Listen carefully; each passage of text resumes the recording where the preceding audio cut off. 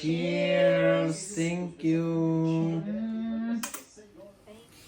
Hello po mga kalabs. Ayan, ayan po ay gusto ko lang i-share talaga sa inyo. Mga kalabs, kumusta kayo? So nagluluto po tayo ng pagkain ngayon. At gusto ko talagang i-share sa inyo mga kalabs dahil grabe talaga ang napaka-swerte ko talaga ngayong araw na ito. Dahil tingnan nyo ito mga kalabs. Nakita nyo? Ito mga gulay mga kalabs. Grabe. Ito at saka ito. Ayan, makita nyo dalawa-dalawa yan. At saka ito mga kalabs. Ayan. Ayan, nalinis ko na yan. Yung ano natin, gulay. Ito yung napaka-healthy. Napaka-healthy yan. At saka ito. Puro green siya. Puro green. Green na mga pagkain. So, di ba sobrang healthy ito mga kalabs. And ayan. Napakaswerte ko dahil ang binayad ko dito ay 2 euro lang. Ngayon, pagsabayin ko siya, halimbawa ito, ngayon ilulunod ko na siya doon sa ating ano, ay naglagay tayo ng ano sa ating kawali at ihuhulog ko na ito. Pasensyahan niyo na yung sound. Maglagay lang kaya ako ng microphone. Lagay muna ako ng microphone. So ayan na mga kalab, para marinig nyo ako kasi hindi nyo ako maririnig pag may ano ako, may blower. So ilulunod natin ito mga kalabs. Grabe. Kailangan ka talagang marunong magtipid kasi pag hindi ka nagtipid, pumunta ako ng shop, wala akong nakahilamos lang. So ayan, nakita ko ito. Grabe, bumili talaga ako kasi alam nyo ba ito mga kalabs, ang isa nito is 5 euro 99. So ilagay natin 12 euro na ito. Tapos ito tagwa 150, so 15 euro. Tapos ito naman 3 euro, 18 euro. And then ito, so worth of 22 euro. 2 euro lang ang binayad ko mga kalabs. Meron pa pala siyang kasamang lemon. 4 na lemon ito. Ayun yung isa. Dito yung isa. Ayan. Tsaka mayroon pa palang isang saging na ano na siya. So gagawin ko siyang so ito yung worth of 24 euro. Nagiging 2 euro na lang mga kalabs. So mayroon na kami. Ito yung pang-lunch namin. And then, tapos, ilagay ko din ito. Kasama nito. Kasi marami ito. Pero pag naano yan, syempre ano. Tapos, ito naman ang pan-dinner namin. Magre-risotto kami. Meron pa kaming pang-lunch bukas. So, 3 kainan namin for 2 euro. 3 kainan namin na breakfast, dinner, at saka lunch, dinner, at saka lunch ulit ay 2 euro lang mga kalabs. O di ba? Sobra, kaya kailangan mo talaga alam niyo ba ang problema daw dito? Kasi tinanong ko talaga doon, bakit nilagay ito? Dahil wala naman talaga siyang wala talaga siyang problema. Fresh na fresh talaga siya, nakita niyo? Wala talaga siyang problema mga. Ang problema lang nito ay nasira yung nilagyan. Nasira yung nilagyan. Ayan, lumusot daw siya. Kaya yun ang kasi ang expiry date niya is hanggang ano pa siya, hanggang 12. 8 pa tayo ngayon. So, after 4 days pa siya mag-i-expire. So hindi ko alam kung So, ito yung pang-dinner namin. Ire-risotto namin ito. So, ayan mga kalabs. Tapos, naka-defrost na kasi ako ng karne kahapon. So, lulutuin ko na din ito. Parang, meron kaming maraming pagkain mga kalabs. So, thank you Lord talaga, di ba? Dito talaga sa Finland mga kalabs, grabe ang kamahalan. So, ngayon, kailangan mo na talagang maghanap ng mga sale o parang makasave ka din kasi sayang din at nakakain pa ito. Napaka-fresh. Ito yung nilalagay ko minsan sa smoothie. Mag-iiwan nga ako pala ng kunti nito para sa smoothie ko. Nilalagay ko yan mga kalabs at binibili ko talaga yan ng separate. Kaya ngayon maglalagay tayo mga kalabs. Grabe ang vitamins nito mga kalabs. So, maglalagay tayo ng mga tapos lagyan ko na siya ng mango ay ilagay ko, yung maliliit ang ilalagay ko kasi parang madali siyang ayan, yan. So yan ang ilalagay ko sa smoothie ko mga kalabs. Tapos ito naman ay ilulunod ko na siya dito sa sa ating yan. So maglunod na tayo dito, yan. Ay naku mga kalabs, masarap itong pagkain na ito. Hindi ka talaga So, grabe talaga mga kalabs. Ay, kala. Grabe talaga mga kalabs. Pasensyahan nyo na yung kalat ko dito dahil maglilinis naman ako after. Ayan, so, lang ako. Kailangan ko talaga lutuan ko yung mga, yung mag-ama ko. Talagang lulutuan ko talaga sila per purpose kasi syempre, So, ito naman ang lulutuin ko. Ay, hala, nahulog na siya. Ayan. Mostly talaga mga kalabs, yun ang ginagawa ko pag pag may time ako sa umaga. Kasi pang hapon, pang gabi ako ngayon. So, yun, pumunta ako ng shop. Pag umaga ka talaga pupunta, swertihan lang din mga kalabs. Minsan wala ka talagang maano. Kasi mayroon silang nilalagay talaga na sale. At swertihan lang talaga. Pag naswerte ka, syempre, yun, makaano ka. Tapos ito naman, tingnan mo, bukas lang yan. Nabukas lang daw yung ano. Tapos ito naman, wala talaga siyang, linisan mo lang siya mga kalabs. Di ba? Linisan mo lang siya. Tapos, ayan, pwede mo na siyang anuhin, yung kainin. Di ba? So, ilalagay ko din ito sa para sa ating nilunod doon na tawag nitong, matigas siya kunti dito, pero tanggalin natin. Ayan, so, gagawin kong ganyan. At, yun, pwede mo na siyang pakinabangan na totoo yan mga kalabs. Grabe talaga ang pagmahalan. Dami talaga nagrereklamo dito sa kamahalan mga kalabs. So ayan, anhin lang natin ito. Ano naman siya? Ayan, so, ganyanin lang natin siya, parang madali siya maluto mamaya. Ayan. Natutunan ko talaga ito sa salulan ni Davide, yung nagpumanaw. Doon ko to natutunan na gagawin na pagkain na super healthy. So, tanggalin ko lang yung medyo may nag-yellow-yellow siya. Yun, tatanggalin ko lang siya. And then, yun lang naman mga kalabs. Ayan, tanggalin mo lang siya. Wala na. Pwede ka nang yan, malinis na siya. Ayan mga kalabs. So, for 2 euro mga kalabs, ang dami mo nang nabili. So, talagang maano ka lang talaga, yung masipag ka lang talagang maghanap. Pero yung talagang tindahan kung saan ako namimili, madalas talaga yan. Every morning talaga yan. Mayroon yan silang sinisale. So, depende din. Meron kasi minsan na hindi siya talaga, kunti lang ang nilalagay. Kumbaga, pag walang sira, syempre, pag walang sirang yung walang mga problema ba sa Kasi halimbawa ito, ang nakaproblema lang dyan, mayroon siyang, dalawang pero, ang rest, okay na siya. So, ang gagawin ko niyan, lilinisin ko. Yan, ito naman is, ang problema lang yung mayroong kunting yellow, mga kalabs. Ayan, mayroon siyang kunting yellow. Tapos yun, kasi ang 2 euro pack, araw-araw ako bumibili niyan. So, ngayon, nakasave talaga ako mga kalabs. Super happy talaga ako.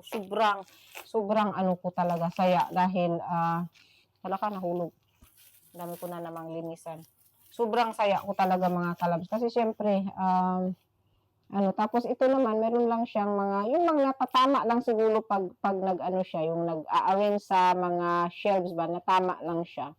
Kaya, ang gagawin ko is, hihiwain ko lang siya, yan. Tapos, ito dito naman, meron din ditong konti. Ayan. So, hindi ko na siya isali. Meron lang siyang kunting itim. So, hindi ko na siya isali. Yan. Kasi, diba? At saka kung pwede ko naman siyang tanggalin dito, okay lang na. Pwede pala siyang tanggalin. Pwede siyang tanggalin mga kalabs kasi sayang. Umitim lang siya. Siguro kasi yung cover natanggal. Yan mga kalabs, diba? Kailangan talaga tayong, ito naman, meron talaga siyang, tanggalin ko dito. Yan. Tinanggal ko na. Yan. At, pero kailangan mo talaga, ang broccoli talaga, kailangan mo talaga yan siyang linisin dahil kailangan mo talaga siyang tingnan mabuti sa loob niya at sa labas niya kasi ang broccoli ay napakatamis na vegetables na pwede mo nga siyang kainin ng fresh. So, kailangan mo talaga siyang tingnan ng mabuti at hugasan mo siya ng mabuti kasi alam niyo mga kalabs, yung broccoli is, yung matamis siya, kaya inuud siya, madali siyang uurin ba. So, madali siyang pasukan ng uod. So, sensyahan nyo ng ating kalat mga kalabs. Tayo, Tapos, ito namang ating, ayan, so ano lang natin ito, yung, anong meron dito? Meron siyang nasaling ano. Yan. So, yan mga kalabs, napaka, napaka-healthy yung ating pagkain. Ay mga kalabs, meron na namang tumawag sa akin at nagtanong na naman sa pangalan nung hinahanap. Iba na naman. So, ilan kaya ang nautangan? Kasi bakit iba-ibang tao ang tumatawag sa akin? Ay, grabe talaga. Iba-ibang tao ang tumatawag sa akin. Hindi ko alam na ilan ang parehang country yung tumatawag sa akin mga kalab ko. Ano yung sinabi ko last time, yun pa din. Grabe talaga. Paano na kaya? So, maano lang ang asawa ko dito, ang pamilya ko dito. Ganito sila kasaya sa akin dahil nagluluto ako madalas sa kanila. So, ayan, kukuha lang ako ng cubes. Ay, ginamit na pala ng asawa ko yung kalahati kong cubes. Ayan, lagyan ko lang siya ng kalahating cubes, mga kalabs. Lalagay lang tayo ng kalahating cubes. Ayan po. Ayan. Kunti lang ilagay ko dito. Sa karne naman ito. Tapos ito, hayaan mo muna siyang hinahayaan ko lang talaga itong magkulo siya. So, mayroong mga pagkain mamaya ang mga grabe mga kalabs. Sobra talaga sa totoo lang, sobra talaga ang crisis dito sa Finland. Alam nyo, marami na talaga yung ngayong nangnanakaw or, trying na mangnakaw sila. Yan mga kalabs. Magkuha lang ako ng kuha lang tayo ng 10 minutes na pala tayo. So, ayan mga kalabs, maghuhugas na tayo. Ayusin natin siya paghugas. Tapos, ilulunod ko na siya doon sa ating, kawali na nandoon yung, natin, cabbage leaves natin na nakalagay. So, hinugas ko na ito. Pangalawang hugas ko na. Ayan, hugasan natin ng mabuti. Ayan. Pero mostly naman talaga mga kalabs, malinis naman siya. Pero syempre, kailangan pa rin natin siyang hugasan ng mabuti. Yan. So, ilulunod ko na din siya. Ilulunod. Ayan.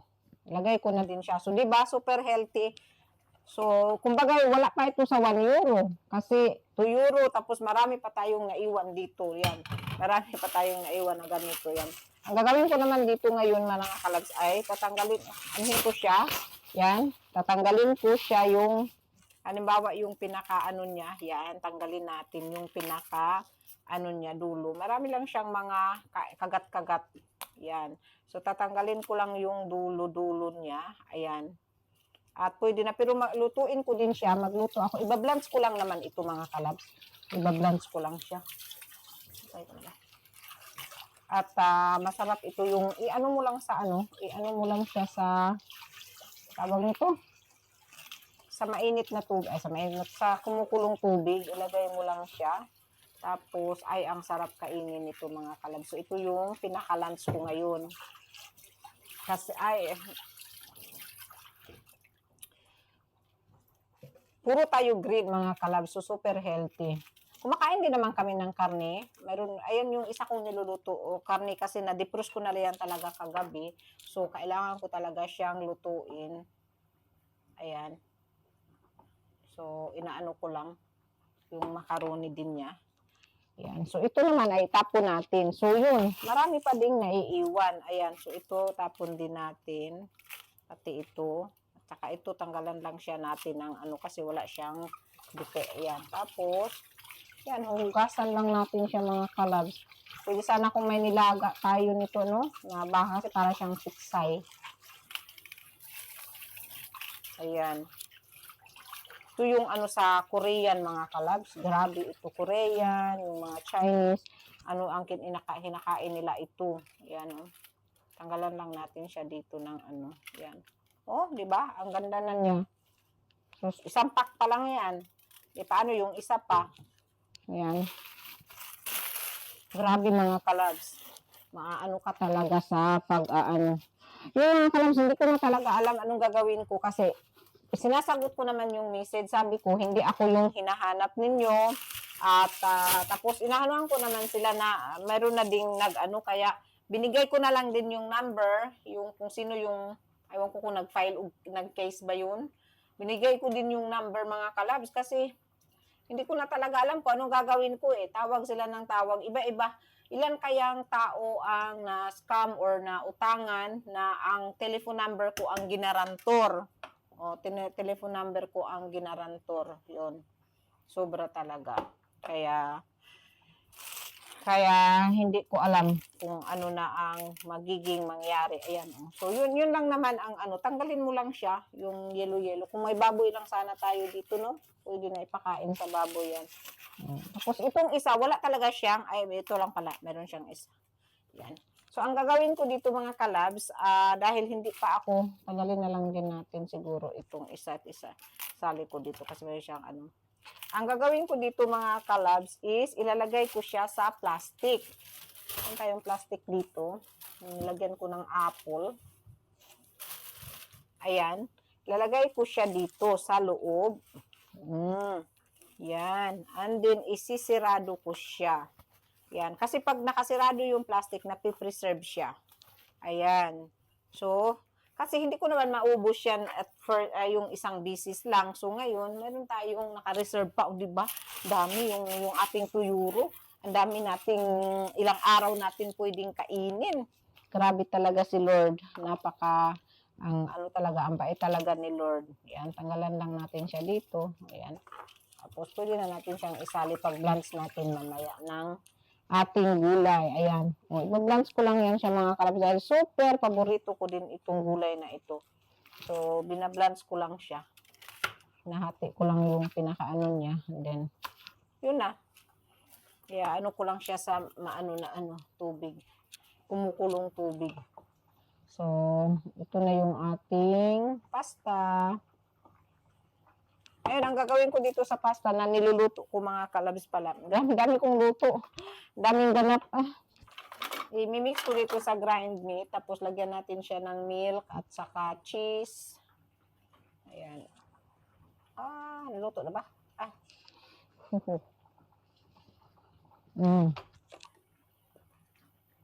Hindi ko siya lutuin ng maigi dahil lutuin ko pa siya sa oven. Ayan. So yun na mga kalabs, mag-update na lang ako sa inyo kung anong ano. Tapos pakita ko na lang sa inyo kung itong mga niluluto kung pagluto na mamaya.